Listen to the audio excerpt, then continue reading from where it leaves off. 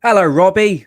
Yeah, and hello, everybody else. Hello, welcome to Let's Talk About Lower Decks. Yes, I think that's the name of the show. Hello, everybody. Thank you very much for joining. I hope you are doing well.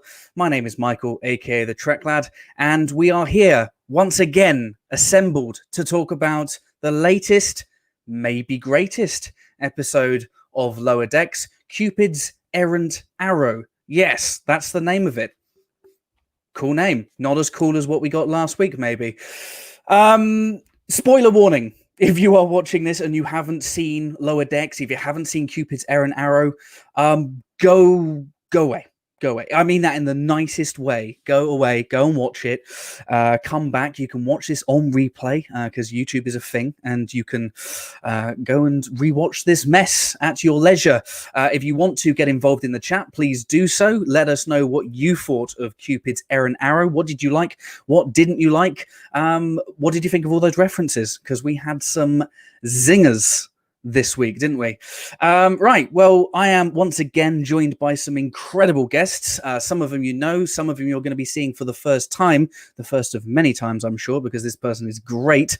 And these people make the show. I mean, because honestly, if it was just me talking for an hour, I would have been booed off the stage a long time ago. Let's welcome in my guests at this time in no particular order. My good friend and, well, he calls himself my bitch for some reason. I don't know why he does it, but I totally didn't have anything to do with it. He's my friend. He's been my friend for almost 20 years, and my Star Trek compadre. He is Chris Wickham. How you doing, Chris? Hello, fellow nerdizzles. I'm good. How are you? Good. Nerdizzles. I love it. Starting with Big Bang. I know, sorry. Next, we're going to welcome in my longtime friend and partner in crime. He's the co-host of Two to Tanagra, which has hit super speed. We're doing 2 episodes tomorrow. What is going on? Please welcome at this time the man, the myth, the legend, the just delicious Dan Decker, aka the Commodore. How you doing, buddy? Hello. I still can't. Chris, can you try and do? I'm going to get Penny to try and do this in a second, right? But like, can you try and do a really wide Vulcan salute? It's the widest I can manage. Yeah, like how do you do that? What's wrong with you? It hurts. Right, guys. We're blessed. We've got some Star Trek Twitter royalty joining us today.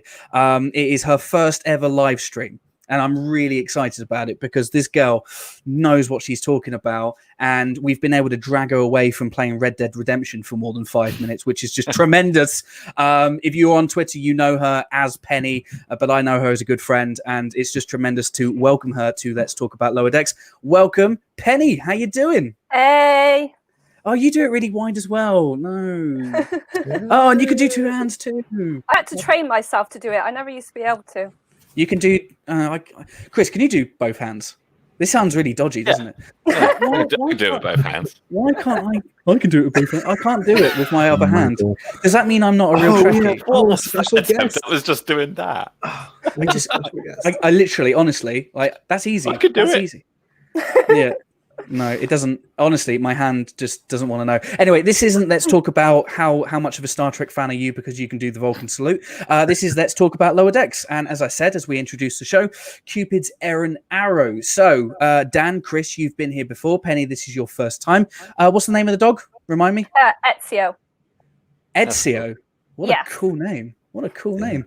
I kind of want to drag my dog up now, but I'm in the loft and I don't think she'll be able to get down. She'll just shriek and whimper the whole time, so we won't do that. But we might be joined by cats at some point. I'm not sure. It never ends, the fun in the house here. Right, Cupid's Errant Arrow, like I've said 4 times now. What's it called? I'm not saying it again. I will. But what did we all think? Let's get our initial reactions. Chris, what did you think about this latest episode of Lower Decks? In my humble opinion, it was the weakest episode of the series so far. It felt very middle of the road. I didn't think it was bad, but the love interest, not what they seem, has been explored numerous times by numerous different sci-fi franchises. So they milked it for all it was worth, but I do have a long list of good things. I don't know if you want me to get into them now, but you had the classic humanitarian effort / alien relocation story, which was great. Really good framing device for the I'm going to call them the A and the B stories, and I'm going to call the rescue effort the C story. And yeah, the humor was pretty much on point. I very much enjoyed the obsessive behavior of Mariner trying to expose Brinson as some kind of like alien with an ulterior motive. I'm also still enjoying the limited / controlled inclusion of the senior officers. I know the show isn't about them, but it honestly feels like more of an ensemble cast than we've had, well, for decades now, to be honest. I'll stop there because I have a very long list. No, it's good. It's good. It's good. I mean, I'm gonna do this really, really quickly a bunch of times. I'm just gonna remind everybody that we do have spoilers. And that's new. I like that. Yeah, I mean, again, I cannot stress this enough. If you have not seen Cupid's Errant Arrow, don't watch this anymore, because we're going to spoil it. I'm going to stop clicking that now. If you are in the UK, because conscious of the fact that 75% of the panel here today are very clearly British. And people are going to go, how the hell have they got access to it? Not watched your YouTube video? No, I mean, I have plugged it a bunch of times. VPN, and have a friend or a family member over in the States that will go and buy you a gift card and let you use their address. You're done. You're done. It's as simple as that. It does mean that you have to pay essentially $20 to watch something that you could wait to pay £6 for maybe here in the UK when it lands. But we're Star Trek fans. We'll just do it. It's fine. It's fine. But anyway, right. That hopefully gets that out of the way. Chris, interesting to know your thoughts, and we will get into that a little bit more. Penny, what did you think of this latest episode of Lower Decks? I have the complete opposite opinion. I absolutely loved it. I think it's probably my favorite so far. You mentioned earlier all the references, and yeah, it's just that type of comedy that I really like, the fast pace. It's totally up my street. Nice. Well, we are going to get into some of those references in a bit, and once again, just a couple more times. Yeah, just a couple more times. Just to manually do that yourself. I literally have to press the button to make it happen. But we will get into some of the references, because I do think that this is probably one of the best episodes in having a lot of references and it kind of working and not being too kind of egregious. But before we do get into Dan's thoughts, I just want to say hello to a couple of people that are joining us live here today. Hello to Robbie. Hello to Corey. Hello to Rachel of the Cosmos. Hello to Rob Chapman, you beautiful, beautiful man. Hello, I want a Geordie Bear. I think you've changed your name. And hello to Cade, who is also just seen the episode. So interested to know your thoughts, Cade. Let us know what you thought. But now we're segueing into Dan Decker's thoughts. I mean, he's dressed like Sam Jackson today. He's rocking the Matrix look, but it's a look that we love anyway. Dan, what were your thoughts on Cupid's Errant Arrow? Well, I want to say, first of all, I was looking at myself here. I realized I look like one of those guys who's going to do a rant in his truck about things that probably aren't very, conducive to Star Trek. So you look strung out. You look like you're ready to. Oh wow! You look like you're ready to launch like a 30-minute tirade about why Parasite shouldn't have won an Oscar or something. Right. Well, other than that, we know why we're wearing the glasses. But my thoughts on this, so to Chris's point, middle of the road. I mean, it is the 5th episode of a 10-episode run, so it is literally the middle.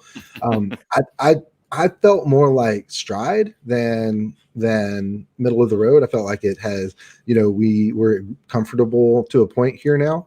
But there were so many great moments in this episode that really just that are in dialogue in the most subtle ways. Something like the reference to the moon will now it'll be the 5th moon instead of the 6th moon, and that's straight up Wrath of Khan, man. This is at the Alpha 5, and it's just it's perfect. But yeah, I think it feels more comfortable than Midland more than anything, and that speaks well to the writing and where we are in the series and how we're getting to know these characters. My criticism off the top would be still too much Mariner Boimler, more Tendi Rutherford, please. Yeah. And they keep playing. They play Tindy and Rutherford like pals, and they're trying to push this Mariner Boimler ship. And I'm not sure where I want to be with that, but that's just internal, man. So that is interesting, and it'd be good to get your guys' thoughts on this, because I don't want there to be any romance between anybody. I've come to the conclusion I don't want, because you can tell good stories, and you can have a show be enjoyable without having tacked in romantic subplots. When this show started, I really thought that Rutherford and Tendi were going to, and there was chemistry there, and there was going to be a relationship there. I don't think that's going to be the case now. I think it's very platonic, it's very friendly between them.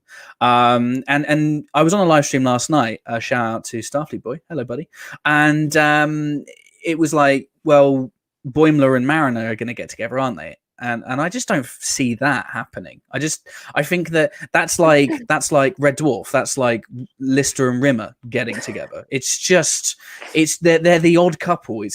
They're an odd couple for a reason. They're not going to reconcile those differences and become a couple. It's just not going to happen. I don't know, in my opinion, and I'd be perhaps a little bit disappointed if they did. One thing that I do want to mention, and Rob's just brought it up now, is how beautiful the Vancouver was as a ship, and someone mentioned as well yesterday that it looked like it was the Cerritos, but the Cerritos, if it had adopted that sovereign like design that you see the Enterprise E have. And I was like, yeah, it's a good looking ship. But did you guys notice, and Rob's mentioned it, how in the establishing shot you've got the Cerritos and then you've got the Vancouver, and it just kind of comes over it and completely obscures it by the end of that shot? Because that made me laugh more than it probably should have. Did anybody else notice that? I noticed the eclipse, but I didn't know if it had any significance. I thought it was maybe just how it was directed. Penny? No, I didn't notice, and I've just watched the episode again about an hour ago. Oh, see, it kind of what it made me think was that the Cerritos is supposed to be this ship that nobody cares about. It's insignificant. It's always going to be overshadowed. If they're doing an episode where it's two ships in the fleet, it's always going to be just the speck in the background.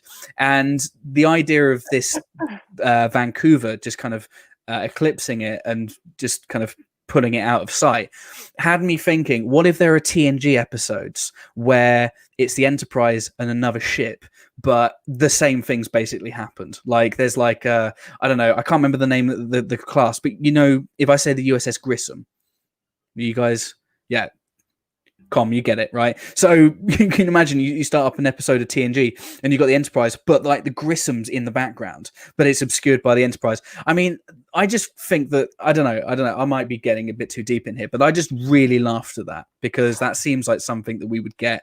It's lower decks, the ship means diddly squat, and you are going to focus on that beautiful looking Parliament class ship. That's a cool name for a class of ship as well, Parliament.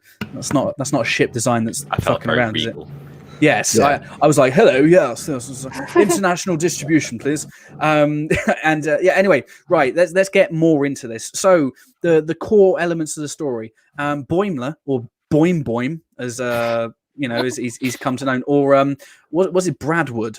Bradwood. I love it. I love it. He just amazing name. He has a girlfriend. Who would have thought it? He has a girlfriend, and Mariner is instantly suspicious that she has to be a Suliban or a Cardassian operative or a parasite, and that's funny. At the same time, Tendi and Rutherford are they're enamored with the Vancouver, and they want to get their hands on some T-88s. Just so you guys know, I did a Google search on T-88s to try and find out exactly what they were, and the closest I got was they're like replacement parts for custom wiki wawa things.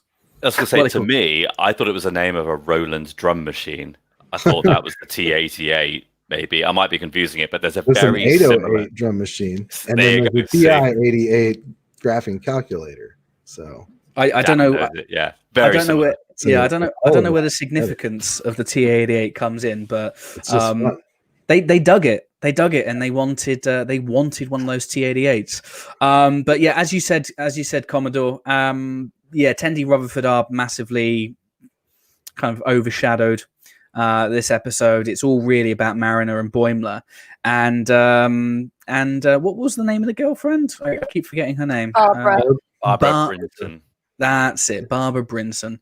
Discount Carol Marcus. Discount Carol Marcus. Ooh. Controversial. Calvin Carol Marcus. So what I'm getting from you, Penny, is you really like the episode. Commodore, you really like the episode. Chris, you were, kind of, it was middle of the road. Yeah.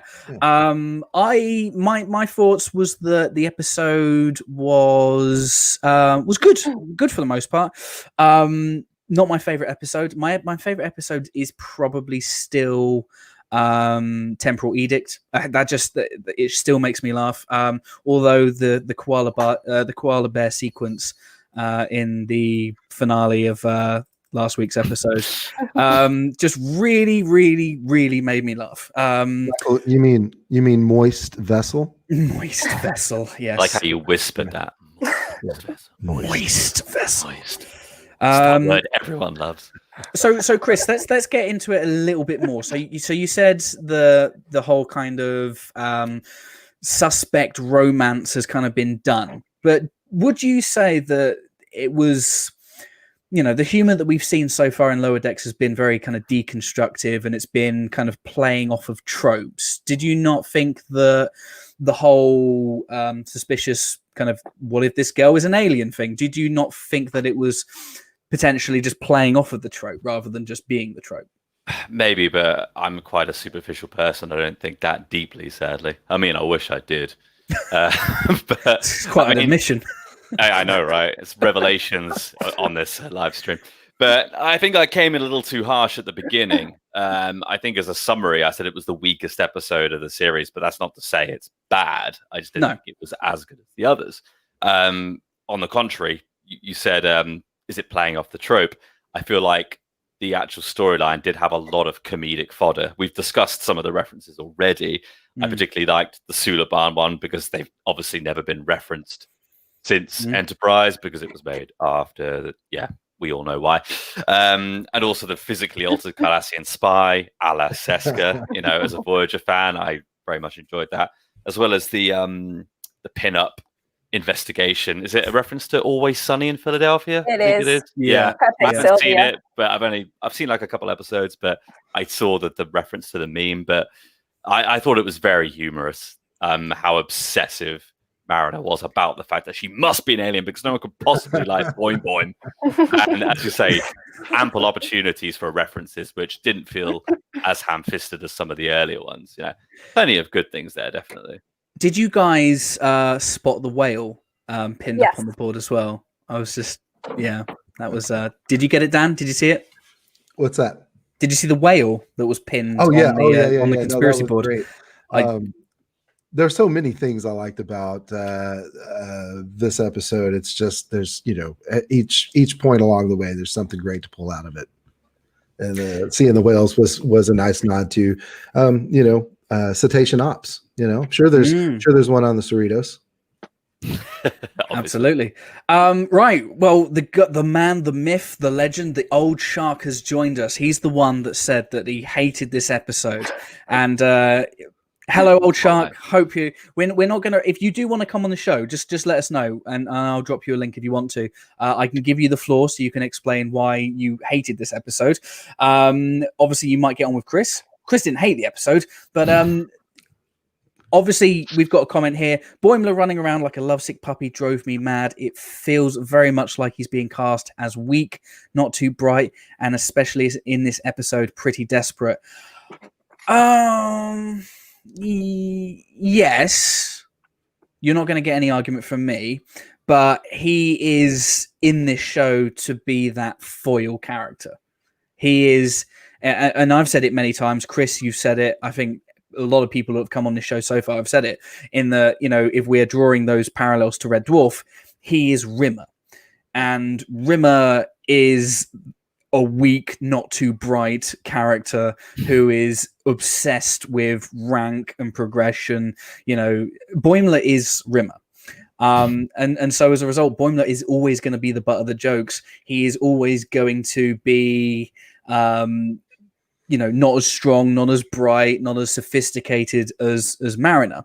And I do think that a lot of people are looking too much into Mariner. You know, just, you could have Mariner be played, you know, it feels to me like Mariner was written as being a kind of a gender neutral character. They didn't write that character with having any gender in mind. It just happened that they turned her into a woman of color.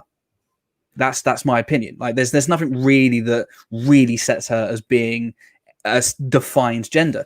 It just so happens to be that she is the central focus character. She's the essentially, and I've said this before, she's the Rick Sanchez of Lower Decks. She is the genius. She's the person that's always going to solve the problems, and that's just a trope that you get in a lot of animated shows these days. So and you kind of say it yourself here in this comment, feels very much like Fry from Futurama. So yeah, I mean, losers, losers, but a lovable loser, a lovable loser. I do understand kind of where you're coming from. Again, open offer if you do want to come on the show, but I'd love to know more of your thoughts as to what you didn't enjoy, because we are getting into that at the moment. One thing that I do want to mention though, and I've got it on my desk here, is who absolutely lost their minds when we saw this. Yes. Yeah. I thought it would do it with you, Penny, for sure. But and everybody here is it was interesting because I saw it on Twitter actually. Someone said that they were too busy focusing on the Odyssey class. I would do first. Yeah. And then the same thing happened with me. I was like, oh, the Odyssey class, I've not seen that for it's Deep Space Nine. And yeah, so I had a little bit of a freak out. Do we think the show has found the right balance of references and story, or do you think it's still struggling, Chris? No, I honestly think it's found a very healthy balance of references. Like, as I mentioned already, they didn't feel ham-fisted here. They really worked for Mariner, literally trying to decide what this creature was that could possibly enjoy Boimler's company, and going through every conceivable alien race that has some kind of changeling or hidden, you know. I think in this situation it worked very well. So yeah, good balance. Dan, thoughts? Yeah, so there's, you know, to touch back on a few things from our friend Old Shark and Chris about these, I don't want to call them tropes, but these familiarities where we know what elements are driving the story. For me, it allowed me to look for those, you know, more intentional touches along the way where, you know, they like the Vancouver, you know, being a place in Canada, all of the shuttlecraft are named after neighborhoods in Vancouver, BC. And just those kinds of intentionalities are nice. The second pass, because I knew where the story was going, I listened to the music, and that music, man, the soundtrack to this show is great. It is every bit Star Trek in the orchestra as well.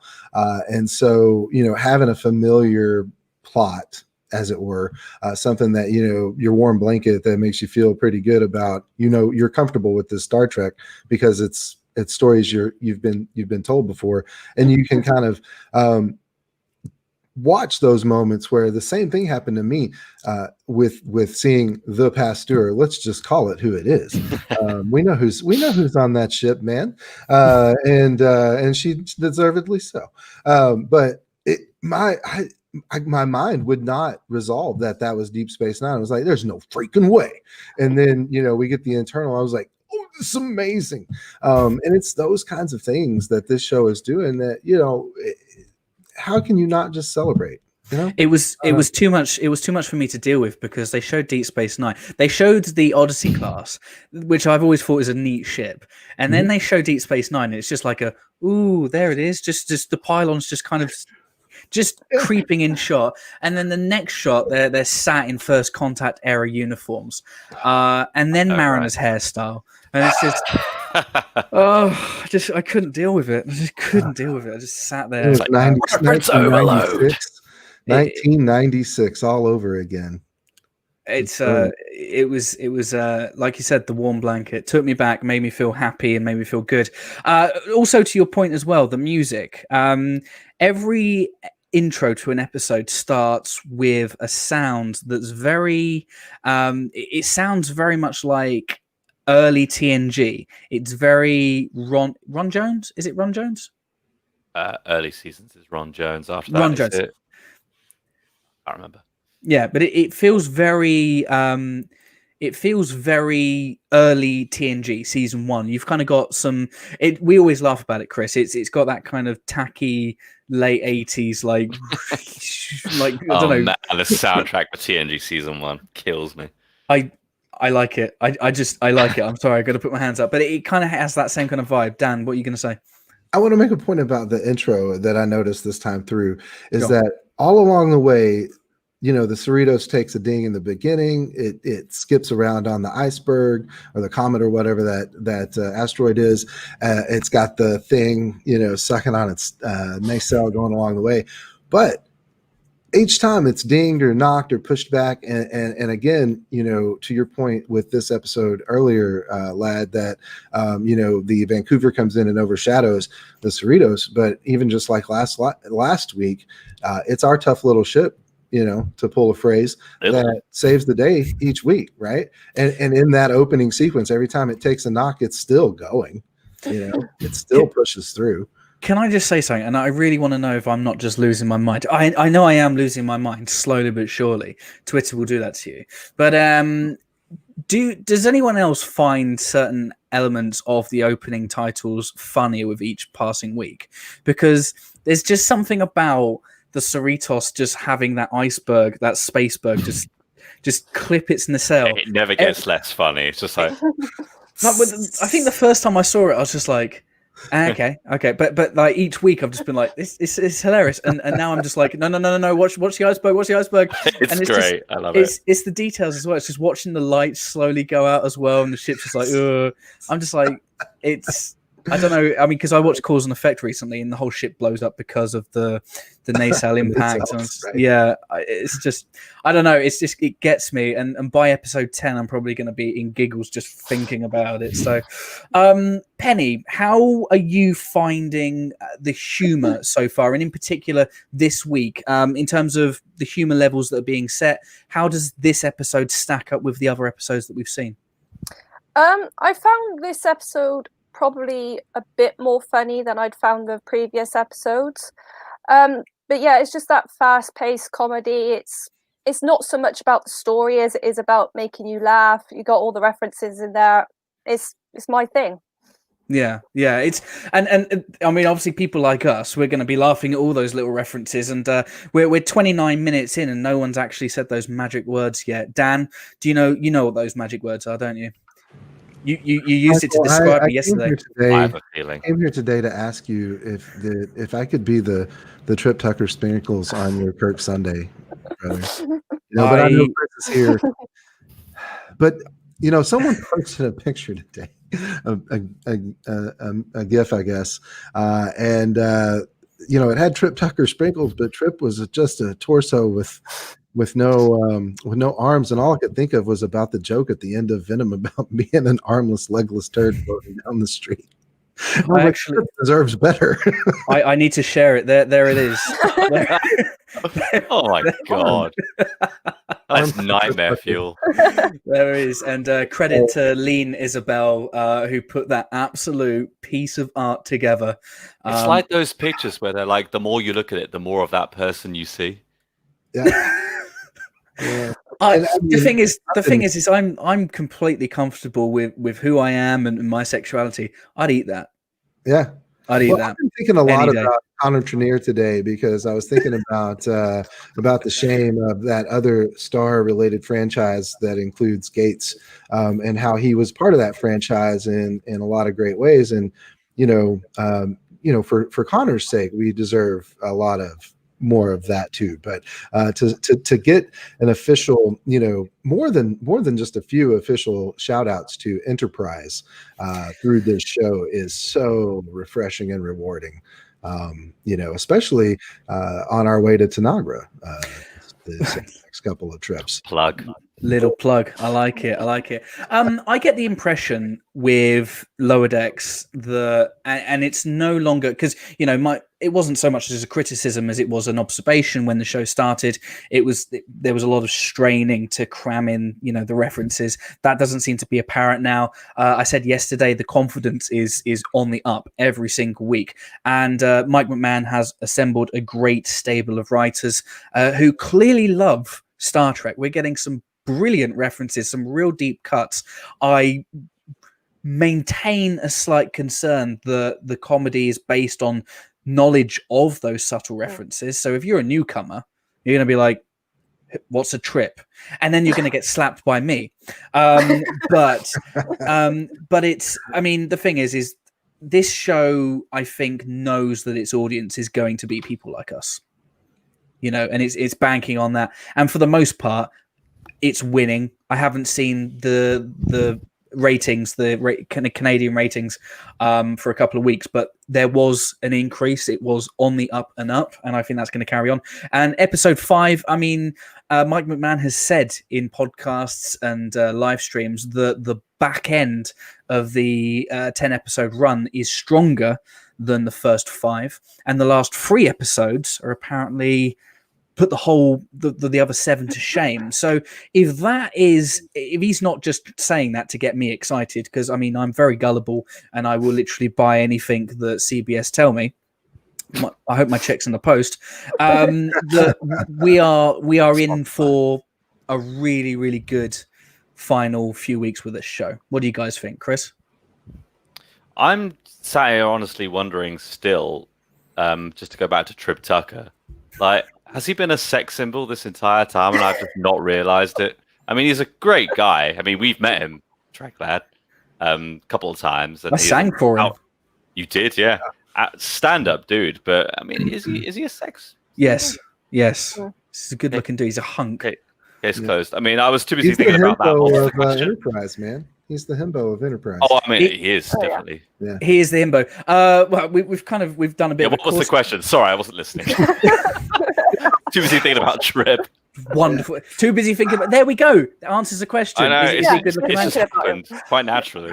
I'm sat here going, oh, I'm thinking. I'm the one that said I've been thinking about him all day. It's my fault. I was gonna say, if you're watching this on repeat, just go back and watch me be vacant for the last 5 minutes or so. Just being like, he's just sat there. I'm gonna put I'm gonna PNG like a Trip over his head. See, I was suspecting that I Want a Geordie Bear was secretly Mike McMahon, but he's admitting that Trip is a sex symbol. So. Can I also just give a shout out to Tucko McTuckerpants? I know.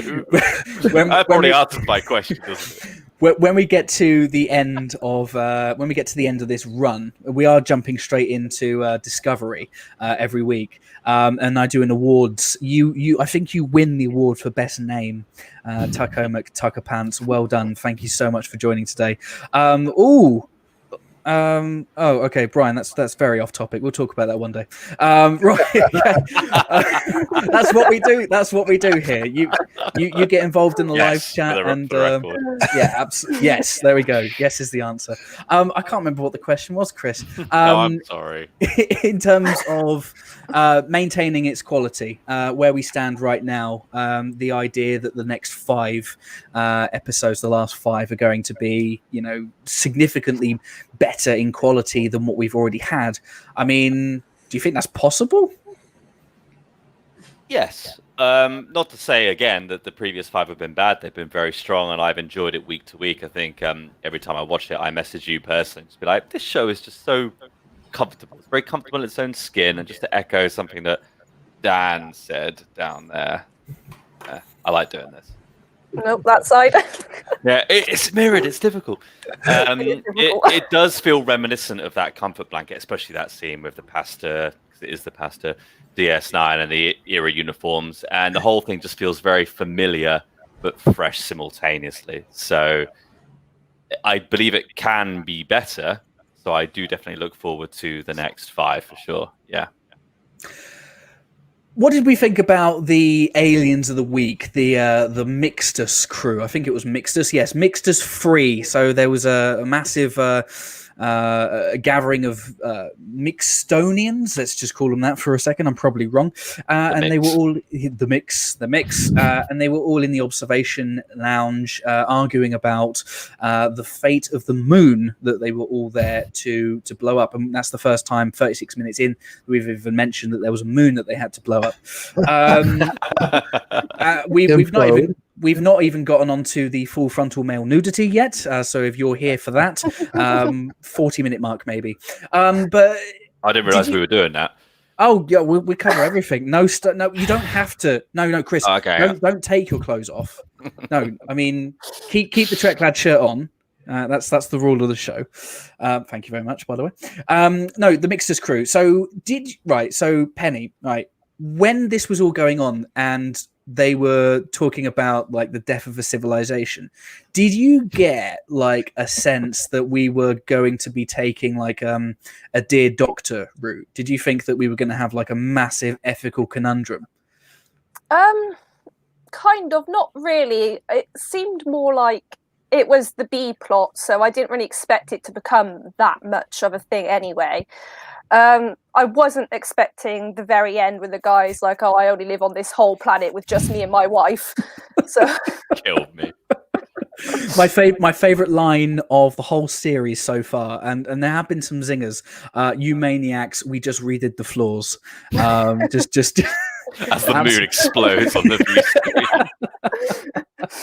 I just got this kind of vibe, guys, that they were going to have, I mean, because it's a comedy. I didn't think they were going to actually go really, really deep, but this would be, I thought that it was kind of playing on that trope that we've seen before, where the captain has to make a very, very difficult decision. And Freeman did have to make a difficult decision. Ultimately, as soon as she realized that it was just somebody's retirement villa, she was like, away with the, get on with it. Implode the moon. Implode the moon. I mean, that's got to go on a t-shirt at some point. Implode the moon.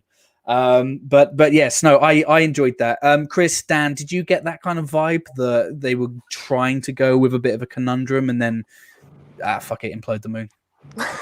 Yeah, I mean, it's obviously it's contrived because all of the excuses of the people are outright, called religious excuses ridiculous, but it's the third of 5 moons we pray to, and then the whole solution is that, well, we're blowing up the 6th moon, that makes it the 5th moon now, and the fact that itself is a reference to the Rathacon, and the whole thing, every little point along the way was just an absurd excuse. But true to Starfleet, Captain Freeman's like, it's our job to figure these hard things out. But in the end, it's like, oh, screw it, implode the moon. I can't remember the line exactly, but there was the line where one of the representatives slammed his fist on the table and said, "It's all lies. The government is just trying to, government conspiracy." And I was like, I got triggered. have people gone to politics Twitter and have just like lifted a whole load of stuff, because it just kind of seemed very satirical, and I just thought it was brilliant. Something that you mentioned earlier on, Chris, was the balance between Lower Decks and the senior crew. I really feel, in my opinion anyway, it'd be good to get your ideas on this, Penny and Dan, is that the show is also finding its groove and finding it balanced there. Because what I wanted, ideally, was that the senior crew would be a bunch of people that you rarely saw. And I think that that's fairly unrealistic, because, I mean, you've got Jerry O'Connell voicing one of them. So, you can't just have Jerry O'Connell in, like, one scene every week. He needs to do more. And, Ransom is a great character. They're all great characters. But in terms of that balance of balancing senior crew, still not really seeing that much. I mean, we're not seeing them fraternize. We're not seeing the deep interrelationships between the senior crew, and we're seeing more with the Lower Decks on that kind of part. Do you think they've got the balance right, Chris? Do you think that would you like to see more of the senior crew or less of the senior crew? I feel like I'd like to see more of them, but at the same time, I do think that the balance is spot on. But it's that kind of thing where they just give you enough to make you want more. But I feel like if you get more, it would actually be detrimental to the show's premise, as you rightfully say. The focus should be on the lower decks. I like the fact that they include the senior staff, and we see that's what's actually going on in the other workings of the ship. So yeah, I think that the balance is good, and any efforts to kind of make that more in favor of the senior staff would probably be detrimental. I'm going to change the question slightly because I've never asked Penny this before. But Penny, in terms of the balance of the lower decks, the ensigns, we see a lot of Mariner, we see a lot of Boimler. We're going to have time to see them all at some point, I hope, anyway. But which characters would you like to see more focus on? I think Tendi and Rutherford, as was it Dan who said that earlier, they were very much overshadowed, and I would like to know more about their story and their friendship, which I do hope stays as a friendship. And as you said earlier, the same with Mariner and Boimler. I don't want to see romance between those characters. Do you think that, because it does feel like Mariner and Boimler are like, again, I'm just going to pull some Red Dwarf references out, and apologies if you haven't seen Red Dwarf. I think you will have. And if you're watching, yes, go, stop watching this and go and watch Red Dwarf. Everybody leaves. No, I mean, in Red Dwarf, it's Lister and Rimmer. They are like the A hero characters. And then you've got Kat and Crichton. And they are just as important, but they are in the hierarchy. They are below Lister and Rimmer. I know that you'll have some episodes that will feature Crichton, some episodes that feature Kat. But, I mean, am I making sense there, Chris? Lister and Rimmer are the... Yeah, if I may interject, this is something I actually have on my bad segment. I do feel like there's a Boimler Mariner, Tendi Rutherford. And that's it. I'd like to see more of the group kind of mixing in with one another. And maybe that's because the show's only 5 episodes in at this point. But half of the comedic fodder from Red Dwarf comes from, obviously, Lister and Rimmer. But then every now and again, you get Lister and the cat, and you get Rimmer and the cat, which is, you don't really see those two together very much. So when you do, it's always comedic genius, So I think actually mixing up the regular 4 casts a little bit more could lead to some more potential. I think that's a really good point. And but the other thing that Red Dwarf was always able to do as well was to have episodes where the ensemble gets an even spread. Yeah, like Backwards, for example. The whole crew are featured prominently in that episode. They all have a moment to shine. And we're looking at same running lengths. So we know Lower Decks can do it. Dan, you're nodding very furiously. You have something to say here on this point. Well, just to the overall point, to be honest, and you can't spoil much of anything for me, but I've not seen Red Dwarf, and I understand that's a deficiency. So I know, right? But the balance, too late. They're telling separate stories. The senior staff has a story, the Lower Decks has a story. And they're both solving problems, but not together. And that's weird for us as Trek fans to not see the whole crew working together to make the mission successful. But they are just separately, right? And then when we do get the mix, it leans heavy to, the pendulum swings hard when we got Ransom and Mariner together, which was great showcase for Ransom, but at the same time, ill balanced. And the fact that we haven't seen the 4 of our friends together much at all. Or even, Tendi Mariner doing something and Rutherford Boimler doing something, or just to kind of crisscross a little. I want to learn as much as I can personally about Rutherford because I identify with, I want that implant. Seriously. And I think it would be very cool. But we don't know a whole lot about Sam Rutherford. And I want to get to know more and more about Tendi. And so, yeah, I think but I would like to see that more at some point down the road. Maybe, maybe that's why the last 3 episodes are so banger, is that we see a better blend of the 2 halves of the ship. You know what I'm saying?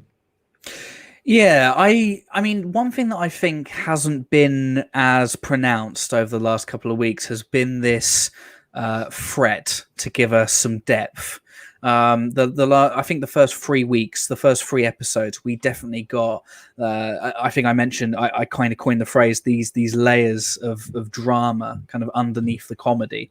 Why is Mariner such a reckless officer? Why has she been demoted? What's the family dynamic like? Having the admiral, the captain. Why doesn't she want to progress? Rutherford, what is with the implant? Has there been some sort of tragedy? You also have some secret layers of kind of darkness under Tendy's character as well. Why has she left? Orion. What's going on there? Boimler kind of seems to be ironically, of the 3 of them, seems to be the most normal, really. I don't know if normal is the right word to use, but yeah, there are a lot of things under the surface that could be considered dramatic, and I think the last 2 weeks they've kind of I don't know, and feel free to disagree with me. I think they've kind of not focused on that as much, and it's there though, and that's again, and I'm going to sound like a broken record when I mention Rick and Morty. Rick and Morty is a really, really stupid show that has moments of brilliance, and then it has these really, really deep introspective moments, and you're kind of going, whoa, am I watching a comedy, or am I on like a soul trip or something like that? And I do think that this show has the potential to do something very, very similar. Do you know what I missed this episode, though? And we got a lot of exposure to in the last one, is the Doctor. I think that's why I didn't like this episode as much as the previous one, because I absolutely adore that. How do you pronounce it? Cation? Yeah. I mean, just channeling McCoy and every single ragdoll cat in the entire universe. and given the fact, well-meaning. Given the fact that you are an owner of 2 vicious pedigree ragdoll cats, the cats like the food, by the way. Thank you. Sweet. Tiana had no lines this week at all, but it does look like she's going to get a few zinger lines next week, which I'm really, really looking forward to. By the way, I just also want to mention here, Memory Alpha. Thanks very much, Memory Alpha, once again saving my life on many instances. Mixtus inhabitants listed here: Mixtus farmer, Mixtus moon worshipper, Mixtus 2 settler, Mixtus 3 generational female, and Mixtus conspiracy theorist. There we go. Perfect. I mean, imagine being someone ever. Just imagine being a voice actor and it's like, yeah, what did you do? Yeah, I was Mixtus farmer. Just tremendous. Right, we're 8 minutes late. Full frontal male nudity. Penny's like, oh, we've finally arrived. We've arrived at the moment.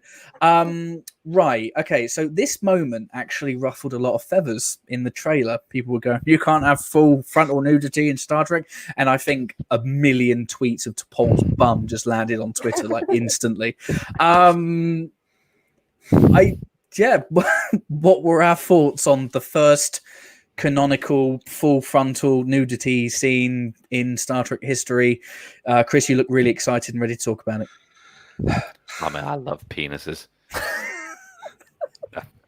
Well, I think in the trailer it probably triggered a lot of people because it was out of context and just seemed gratuitous for the sake of trying to be, edgy. But, let's call it that. The boing boing. The boing boing. Within the narrative, it absolutely worked. So yeah, I had absolutely zero problem with it. I didn't have any problem with it in the trailer, to be honest. No, I just remember. I think I just kind of came out. What? Boom.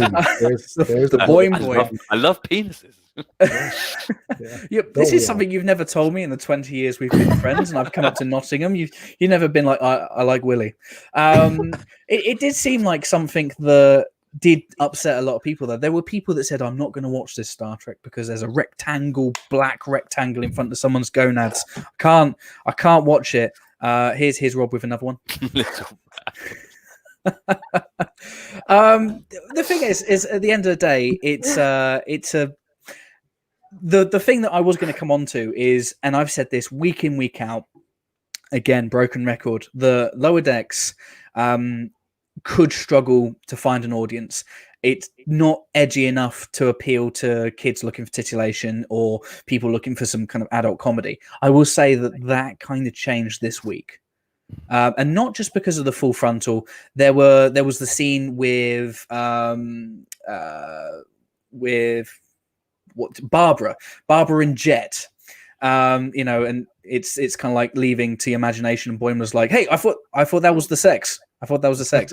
That seemed like an adult joke to me, and that got a chuckle because I'm filthy.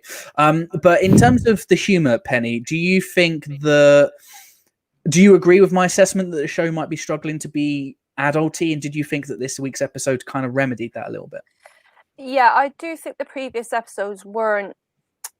I don't know how to describe it, but yeah, definitely this episode kicked it up a notch in the adult comedy section, kind of style.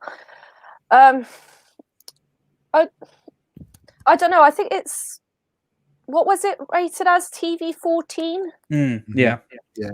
Yeah. I mean, I don't know. I kind of feel like that joke might have been a bit inappropriate for 14-year-olds, but maybe that's just me. But yeah, it never bothered me. The nudity in the trailer, I just. Well, that's good. That's good. I mean, it's good to know that I'm surrounded by a company that are like, I'm not going to be offended by a rectangle black box. That's right. Good. No, I thought it was perfectly harmless, and I didn't think it was the funniest thing I've seen in the episode. But it just seems to match the vibe of an adult comedy. That the scene with Barb and Jet. I also really like the Barb line where she says, "Oh, I don't want anyone to walk with me. Jet, come walk with me." And Jet's like this giant strapping Dwayne Johnson character. And just previous to that, I really liked when Brinson was like, "First, Boimler, you came in looking sexy as hell, and then you ruined it by acting all weird." All the combination outfit of yeah. What I really enjoyed about that was the fact that it proves that the concept of being cool is completely calculable by a computer, which is a great relief for me. I've got Fathery here as well. Hello, Fathery. Hope you're doing well, buddy. We do need to get you on the podcast at some point. My girlfriend pointed out it was not a very big rectangle. Are you referring to in the cartoon? Or no, nothing but love, my friend. Again, podcast. I'll be in touch. There we go. So, right. Well, we're almost at the end of the show. It's been a chaotic one, but then again, this episode, a lot to unpack, I think. Interesting to get your thoughts on it, but we're going to do our closing remarks and ratings out of 5. Penny, sum up Cupid's Errant Arrow for us. What did you like about it? What could be improved, and what would you give it out of 5? I mean, I loved it. I think improvement-wise, again, they need to have more of the 4 of them together doing things, but hopefully we'll see that in the future. 3.5, 4 out of 5. Oh, no, cool. There we go. I like that. It's a sensible rating. That's the rating that I would give Penny. We'll get on to me in a minute. Chris, closing remarks and rating out of 5, please, sir. A lot of comedy, a lot of natural references, good balance between the senior officers and the lower decks. Boimler's outfit, great cosplay potential. One line we haven't mentioned, authorization code Mariner 8. Who is this? Is that a made-up code? That was a good line. Get off the channel. Just to echo Penny as well, would like to see more ensemble cast, different combinations. I think there were too many stories for the 20-minute format. There was essentially an A, B, and C story. If I had to give it a rating, probably a 3 out of 5. Cool. We've got Corey in the chat. 3 out of 5 for this, for the feel. I did like the references and sight gag. Awesome. Thanks for your input. Guys, what did you think in the live chat? Give us a rating out of 5, what you liked, what you didn't like. We're moving on to the Commodore, the third and final of our panelists today. Commodore, what did you like about Cupid's Errant Arrow? What didn't you like so much? And what would you give it out of 5, sir? I had a good time watching this episode. There were more... the soul of it felt more in the references than the story, which, may not be the biggest thing to lean on. The theme through my feelings have been, we're in the groove, and I think that's where episodes 6 through 10, according to Mike, have the potential to be more something more special, which I'm all in for. As far as the rating, I'm 3.5 lean into 4, so right there in the middle. And it just because it feels so easy at this point for them. The characters are something we are easily familiar with now. We kind of know what to expect, and we're starting to nitpick the things that we do and don't like about what they're doing with these characters. We're talking about ships right now, and we're 5 episodes in. We ever shipped anybody 5 episodes into any Star Trek series before? I don't think so, other than the ones they forced on us, Imzadi. So. Do you know what that is? That's such a spoiled Star Trek fan thing to say. It's like, yeah, we got Star Trek with 5 episodes in, and yeah, I'm used to it now. I'm just start picking holes in it and stuff. And I am a spoiled Star Trek fan. I love it all. Bring it to me. Just there is one thing that I do want to say. Oh, quickly, Robbie, 4 out of 5. Thank you very much. Yeah, I mean, I'll quickly go next. I will say that I think the episode, I'm sort of kind of in agreement to an extent with Chris, but I'm kind of agreeing with you all because as the host, I just need to be easy because I all want you back for more episodes. No, as I said earlier, I thought it was good. I didn't think it was the best episode of the run so far. I think that's still Temporal Edict, and I think I'd probably put Moist Vessel, there it is again, above this episode. I think this is probably the second weakest for me. I still think the first episode left me a little cold, and then it's this, and then you'd have the second episode. Envoys, yeah, and then there we go. I really like the references. I really think that everything is just leveling out, becoming a bit more natural. I don't think they're trying as hard. I'd like to see more balance. And I think that, we said it last week. I think this is the best run of a first season in Star Trek history.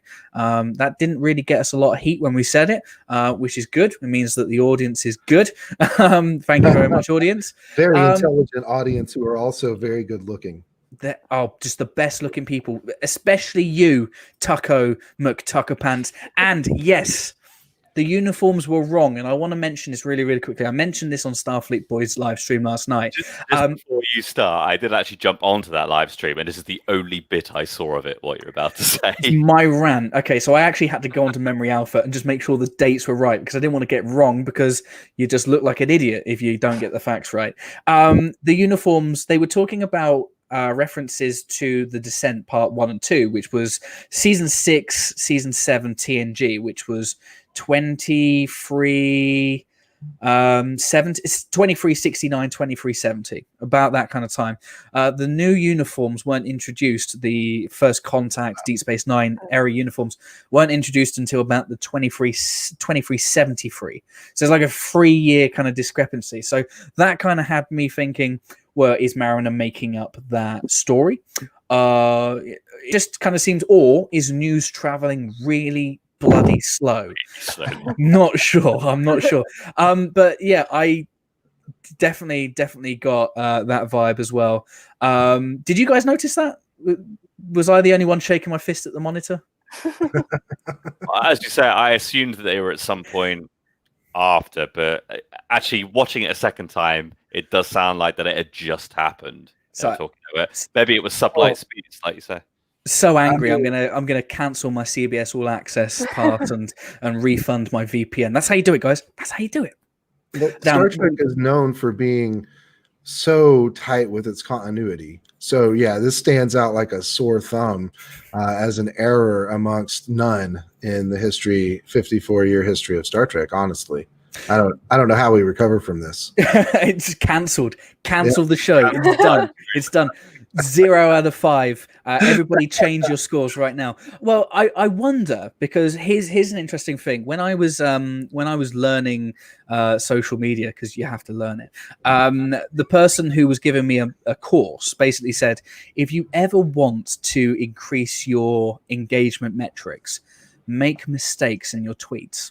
or social media posts, intentionally put in typos, get facts wrong, not to the extent of a certain president, but just make some mistakes here and there and do some typos, and you won't believe the amount of engagement you'll get. So I wonder if the writer Ben Joseph just decided to go, let's do this to see if people like me, losers, just decided to go off on the show. Anyway, that's pretty much it. That's all the time that we got time for today.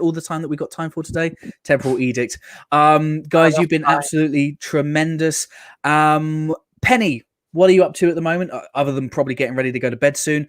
And where can you be found by people on the internet? I can be found on Twitter. It's at Dandelions, spelled DXNDELIIONS. And yes, I'm going to bed. If you don't follow Penny already on Twitter, follow her. She's an incredible artist, Star Trek fan, all-round nerd, supreme queen. Give her a follow if you haven't already. Penny, thank you so much for joining. Thank you. Chris, where can you be found, good sir? This handle just here on every major social network. I've been watching a lot of Orphan Black and Red Dwarf recently, nearly at the end of Orphan Black. It's really ramping up the intensity. Been playing a lot of Ori and the Will of the Wisps, which is breaking my heart. That's not spoilers. I just wanted to press the button. Yeah, sorry, of course. But yeah, you can find me there. I've also been making a few 6-second Star Treks recently. So do check out my YouTube. Every now and again, I have like a wisp of inspiration and I make one. So yeah, check it out. Sounds good. Chris, thank you very much for joining once again. And finally, Commodore, where can you be found, good sir? Oh, you can find me on Twitter at Dan Decker, DANDECKR. Also, the same on Instagram if you want to look there. And you can listen to Bad Choices and Bourbon weekly on Thursdays at Bourbon Bad for the link to that podcast. And then Michael and I are going to hang out tomorrow, live stream of some Tuta Tanagra. Oh yes, Tuta Tanagra is back. It's come out of its refit, its latest refit. We're taking a more live stream approach with it. So join us tomorrow, 8 p.m. BST, 2 p.m. in the central. In the center of the United States. Yes, do join us. What we'll be doing is we'll be breaking down Enterprise's first season episode, Cold Front. Yes, the one where the temporal Cold War becomes a thing. And if you don't want to come, don't worry. I won't blame you if you don't want to come. It's a very meh episode. It's not nearly as fun as Cupid's Errant Arrow. Well, thank you very much once again for joining. If you are watching this on replay, let us know what you thought about Cupid's Errant Arrow. We'll see you here again next Friday for another episode of Let's Talk About Lower Decks. Until then, guys, live long and prosper. I try and stretch it, make it really